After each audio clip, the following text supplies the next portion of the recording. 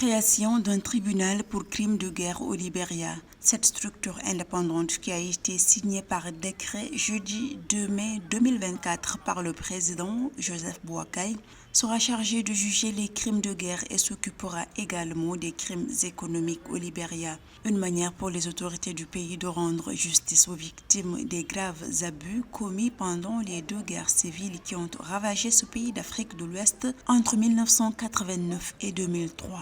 Et je pense bien que c'est bien pour la justice et la paix, la réconciliation au Libéria, parce que être victime et puis voir que les présumés coupables de crimes de guerre, de crimes contre l'humanité siègent au sommet de l'État est inconcevable pour ceux qui ont été meurtris par cette guerre-là. Et je pense aussi également qu'il est inadmissible que l'appel à financement de ce tribunal vienne plutôt des États-Unis principalement. Je pense donc que c'est l'Afrique qui doit être d'abord le premier à financer un tel événement.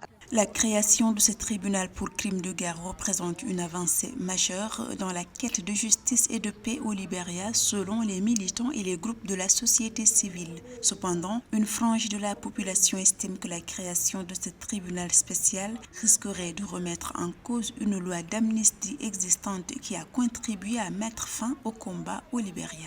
Il faut que le Libéria tienne ce procès-là pour panser les plaies et que les gens puissent faire leur deuil et passer à autre chose, à la véritable paix et réconciliation. Je pense qu'il est inadmissible que des décennies après, que justice ne soit pas faite pour les victimes et les ayants droit des victimes. Environ 250 000 personnes ont perdu la vie lors des deux guerres civiles qui ont déchiré le Libéria.